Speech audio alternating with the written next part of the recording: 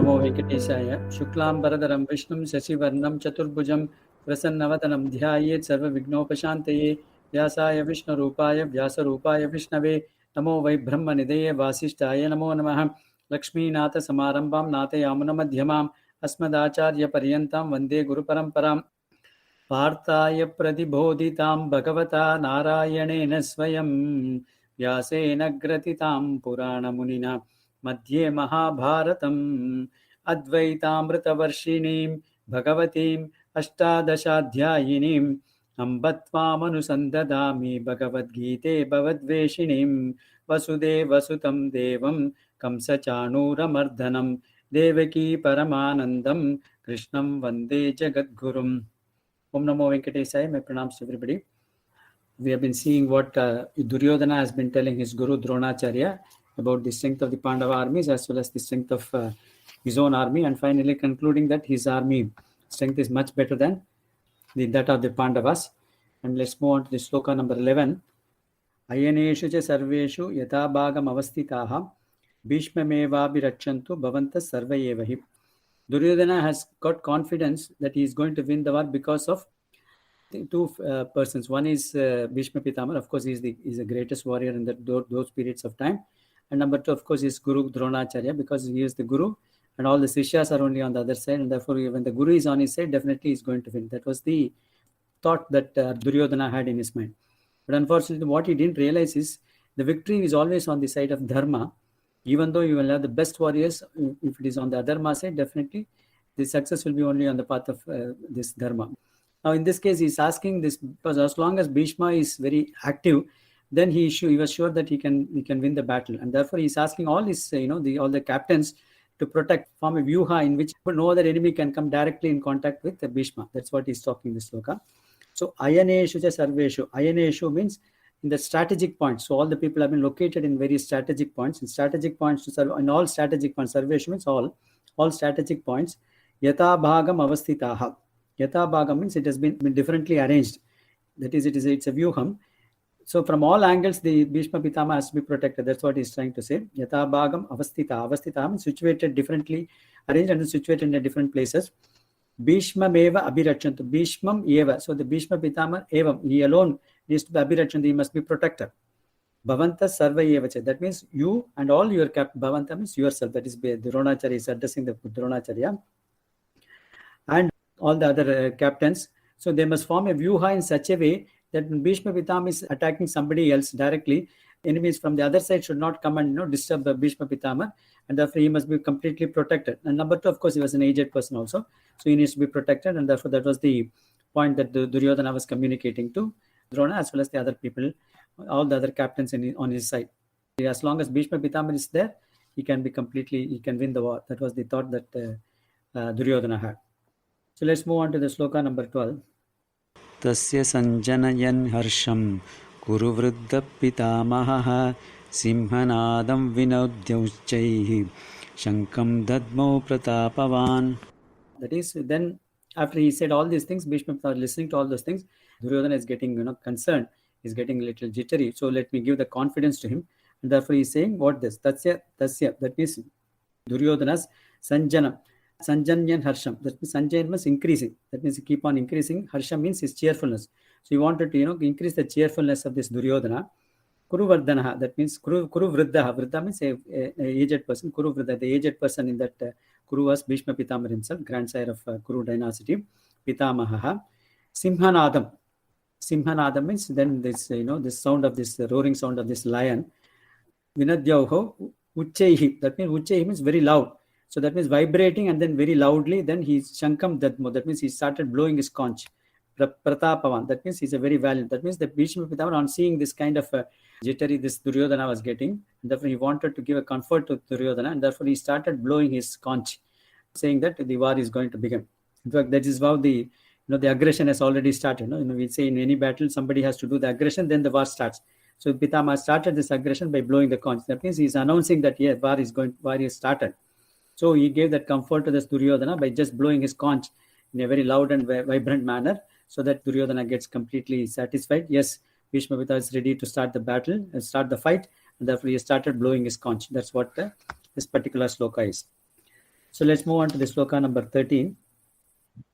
Tataha sankasya bheryasya panavanaka gomukaha sahasaivaabhya hanyantaha sa sabdam tumulo abhavat. So that means tataha, thereafter what happens? Then once the Bhishma Pitama started blowing his conch, the entire Kuru clan, the army got so much charged with this kind of, yes, we are going to start the battle, because in the first sloka it's a Yutsavaha. That means both of them wanted to eagerly fight this battle out.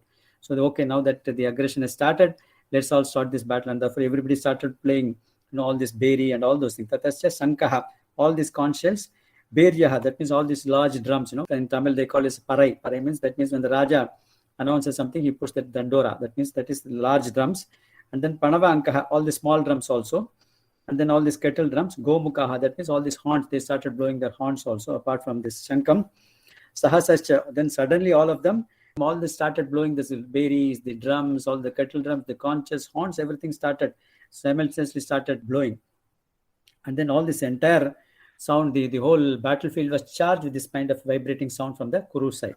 So the aggression has started. The Bhishma Pitama said, yes, let's fight this battle out to give comfort to Duryodhana. And he started blowing his conch, and thereafter all the people who were assembled over there on the Kuru side started blowing their, the conch and all those things, announcing that, yes, the beginning of the war. Now the introduction of Sri Krishna Paramatma on the Pandava side is coming out now. Okay, next sloka, 14th sloka. Tataha shvetaihi hayehi yukte mahati syandane stitau madavaha pandavaha cha eva divyo shanko pradadmatuh. So now he's talking about this, Sanjay is talking about the Pandava side. Tataha, on the other side, shvetaihi hayehi yuktai. Shveta means white in color. So all this hayehi means horses. So yuktai means the chariot of the Arjuna was with this white colored horses. So that means it is being led by the white colored horses. So Syandane, that means Mahati Syandane, that means very great chariot, the great chariot. Stito, so that means was situated in the chariot. There are two people, Krishna as well as Arjuna. Madavaha, Pandavaha Chayeva. So Madhava, Krishna Paramatma, Pandavaha, Arjuna also. Divyo Shanko, that means they have also started, they have got this beautiful Shanka. Krishna has got the Panchajanya Shanka, and then Arjuna's Shanka is going to be talked about Devadatta. So in the next sloka we are going to talk about that. Devadatta, Pradadhyadho, that means he sounded that. So this is the first sloka in which Krishna is being introduced in this Bhagavad Gita. The word used is, interestingly, Madhavaha. Madhavaha has 4 meanings for this one. Let's see what is more appropriate for this situation.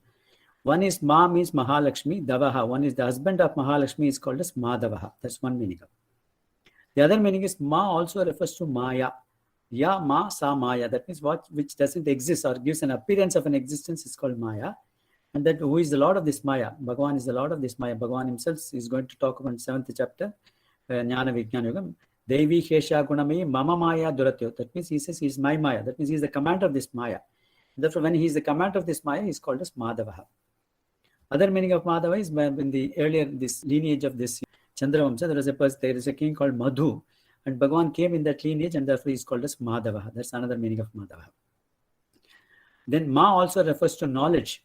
And therefore, one is the Lord of this knowledge. In this Palasuti we have got this. Yogo Jnanam Tada Sankyam Vidya Shilpadi Karmacha Vedas Shastran Vijnanam Etat Sarvam Janardana. So that means all these things, the entire branches of knowledge came from Bhagavan himself, and therefore he is the Lord of this the knowledge, and therefore he is called as Madhavaha. Now this, what is more appropriate in this sense is, in this particular sloka is the Maya, the Lord of this Maya, that is why he is called as Madhava, because later on he's going to, Arjuna is going to completely lament, saying with misplaced affection for his people, and therefore he's going to say that he doesn't want to fight the battle, he's getting into the delusion, and Bhagavan is, it's ultimately bringing him out of this delusion, and finally he's asking, Nashto moha smritir labda tat prasadat me. That means all my delusion is completely gone. That's what he's going to say. And he being the Lord of Maya, is able to clear the Maya out of him, and therefore that is the most appropriate word. Madhava is being used in this first scene. Pandavasya, of course, the Krishna, this Arjuna is also being talked of. So the description of the chariot is got 5 white horses. Then Bhagavan is leading this horse as the charioteer, and this Arjuna is sitting inside that. Now, symbolically, what does this chariot represent? That is being contained in Kathopanishad. In Kathopanishad, there is a famous sloka where they talk about the relationship between this chariot as well as our body. What are these 5 horses? The 5 horses represent the 5 sense organs, because the sense organs are the things which are leading us onto the outside world. They are, they are driving us into this outside world. The eyes, the ears, nose, and the tongue, as well as the skin. External world, the sense organs attract the mind to this external world, and therefore they pull us towards this external world, and therefore we are being pulled into this world through these 5 sense organs. So when these 5 sense organs, the 5 sense organs need to be controlled through what? The mind. The mind represents the reins, that is reins, the kadivalam, Tamil, kadivalam. The reins of these horses must be controlled through the mind. The mind is the one which is supposed to control on that. The person who is controlling this mind, the reins, is the charioteer, Krishna Paramatma in this case. So that means the buddhi. In our case, it is the buddhi which is supposed to control all because mind is a seat of emotions.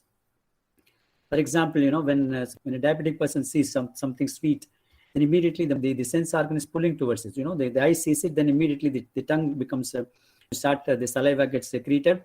I want to taste this sweet. That's what it says. Supposing the mind is very controlled, then the mind can say, no, you can't do that. Suppose mind is mostly seat of emotion, and therefore mind will pull you towards, and the organs, the sense organ will pull the mind towards that object. The buddhi is the only thing. Buddhi is the discriminative intellect which says, no.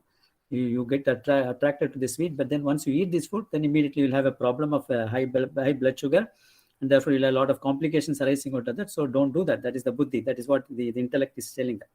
So the intellect must direct the mind, and therefore through the mind you'll be able to control. Yes, then you realize, yes, what the mind says, the intellect says is true.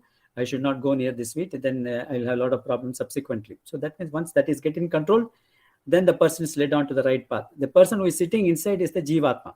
Arjuna is the jivatma. So the jivatma is the person who is getting protected through this mind and intellect. So that is what is symbolically represented in this, the chariot. So if you want to reach a place, the destination through the chariot, you need to control the horses, because you must direct the horses in the right direction.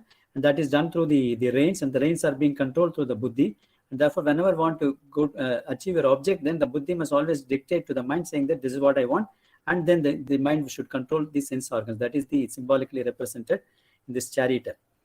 The other way of looking at this particular chariot is, some of the people have said the chariot represents it's a symbolic or representation of the pranavakaram. Pranavakaram is called Om. The Om consists of 3 letters, Ekaksharam, but it is made up of 3 letters. A plus U in Sanskrit Gunasandhi, A plus U becomes O. And then there is this, this consonant, that is Vyanjana, Im, that is what is Om, that is what it is. Now, A represents Paramatma, Bhagavan. So that means Bhagavan himself is going to say in chapter 10, Aksharanam Akaroham. That means among all the letters, I am the Akaram. That's what he says, Bhagavan. So A represents Paramatma, Sri Krishna Paramatma is sitting there. U represents Mahalakshmi, or U also represents the Guru. The chariot of Krishna had the flag, the Anjaneya Murti. Anjaneya was the flag of this Arjuna himself. So Anjaneya represents Guru Tattvam. Guru Tattvam, why? Because he was the person who was mediating between the Paramatma, Ramachandra Murti, and the Jivatma, Sita Devi. So he was the person who was able to link the two and get connected, and then join them together, because when he went as the mediator from Rama's side to Sita Devi. So he represents, the Guru also is a connecting link between the Paramatma and the Jivatma, and that is represented through the flag of Anjaneya at the top of the chariot. And then the Jivatma, Makaram represents Jivatma, that is exhibited in Arjuna. So the chariot where Arjuna and this Krishna is seated, on the top of it, the flag of Anjaneya, represents the Pranavakara. In fact, in Srimad Ramayanam, in fact, the Rishi say that the Omkaram is walking. What is that? That is when in the Dandakaranya, when the Rama and the Sita and Lakshmana are walking, first person to walk was Rama, followed by Sita Devi, followed by Lakshmana. Again, Rama represents the Paramatma, and Sita Devi represents the Ukaram, and then the Guru Tattvam, because the Mahalakshmi Tayar is the person Purushakaram. She recommends our case to, like Guru. Guru also recommends our case to Paramatma, and once the Guru or Mahalakshmi Tayar recommends our case, Bhagavan accepts it as it is. So therefore, the Mahalakshmi Tayar represents Ukaram, and then the Lakshmana represents the Jivatma Tattvam Makaram. So that is what in Ramayana, the Omkaram is walking, whereas in Krishna Avataram, Omkaram is sitting on the chariot. That's what it is. So that's what they represent in this chariot.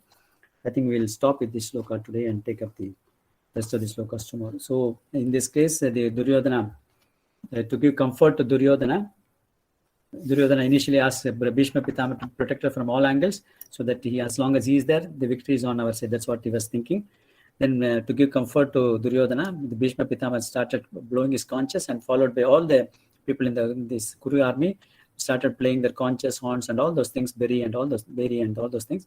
Then on the Pandava side, the Krishna and Arjuna started blowing their conch. Krishna was taking charge of 5 horses, the charge of the chariot led by the 5 horses.